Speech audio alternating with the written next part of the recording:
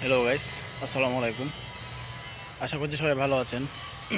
তো আজকে আপনাদেরকে নিয়ে আসছি হচ্ছে আমার যে ফার্মের জন্য যে ঘাসের যে ক্ষেতটা সেখানে। তো এইখানে মূলত আমি আপনাদেরকে দেখাচ্ছি যে এ হচ্ছে আমার ঘাসের ক্ষেত। এইখানে আমি প্রায় 6 কাঠা জমির উপরে এই ঘাসগুলো করেছি। তো এটা কিন্তু সম্পূর্ণ মূলত হচ্ছে আমার ফার্মের গরুর জন্য।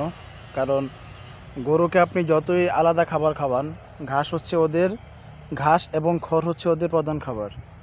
তো এটা মাঝে মাঝে রাখাটা ভালো। এটা আপনার যদি টোটালি আপনি শুকনো খাবার খাওয়ান তাহলে আবার গরু দেখা গেছে যে আপনার যদি গাই থাকে ফার্মে, তো গাভী থাকলে তখন এই যে দেখা গেছে দুধ আসতে সমস্যা হয় বা দুধ শুকিয়ে যায়, এরকম হয়। এমনিতে ষাঁড় গরুর জন্য আপনি শুকনা খাবারটা খাওয়াতে পারেন, এটা কোনো সমস্যা নেই। তো এই যে এখানে আপনারা যে ঘাসের জাতটা দেখতে পাচ্ছেন, এটা কিন্তু খুব ভালো একটা জাত। এখানে একটা গোছা, মানে একটা গোছা বলা হয় আমাদের দেখে।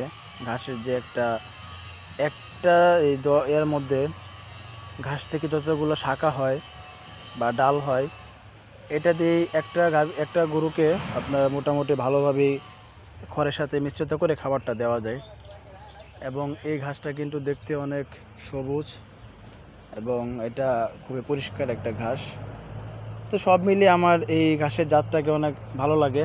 তো এই জন্য আমি আস্তে আস্তে ফার্মটা বড় করতেছি, পাশাপাশি এখানে ঘাসের ক্ষেতও করা হয়েছে। তো আপনারা চাইলে এই জাতটা দিয়ে আপনাদের ফার্মের কাজে লাগাতে পারেন। তো আজকে এই পর্যন্তই, সবাই ভালো থাকেন। আসসালামু আলাইকুম।